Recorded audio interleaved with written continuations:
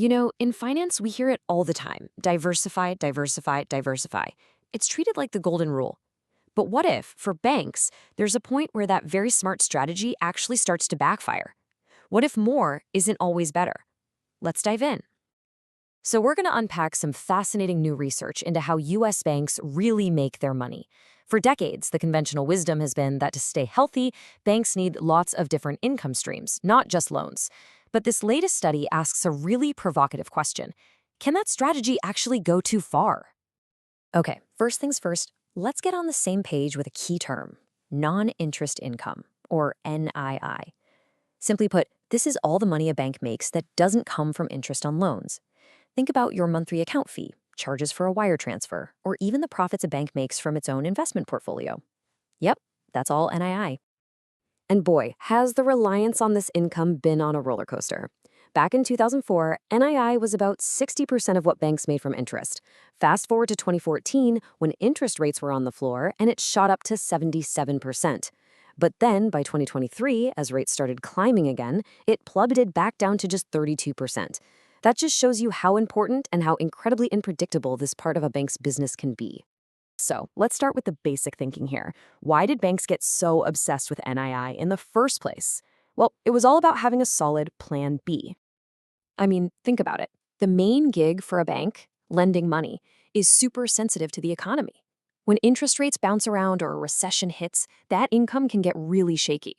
NII, with all its fees and service charges, was supposed to be the opposite: a steady, reliable income stream to smooth out all those bumps in the road. But here is where the story gets really interesting. The theory that NIGI is this great stabilizer, it sounds perfect on paper. The actual data, though? Whew, boy, it's a whole lot messier. And this created a huge puzzle. For years, researchers were totally split. You had some studies saying, yes, NI boosts profits and makes banks safer. And then you had other studies saying the complete opposite, that leaning more on NI was actually linked to higher risk. A total contradiction.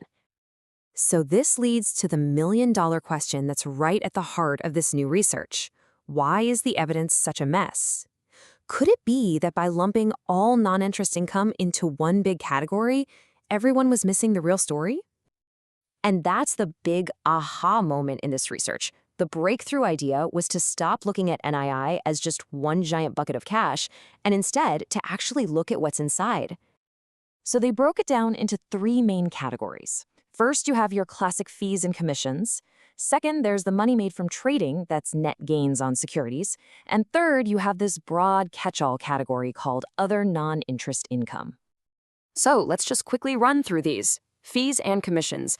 This is the bread and butter service income. It's generally seen as pretty stable, predictable money coming from the day-to-day operations of the bank. Then you have net gains on securities, and this is the complete opposite. It's the profit or loss from the bank's trading desk. Sure, it can be a massive moneymaker, but it's also incredibly volatile and almost impossible to predict. And finally, there's that other category. It's a real mix of things like ATM charges and the fees from credit cards. And as we're about to see, this often overlooked bucket turns out to be a surprisingly important piece of the whole profitability puzzle.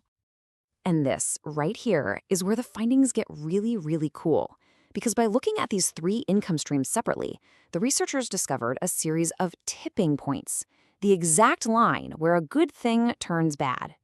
So for fees and commissions, they found this super clear tipping point. As long as this income stays below 0.91% of a bank's total revenue, it actually helps profitability.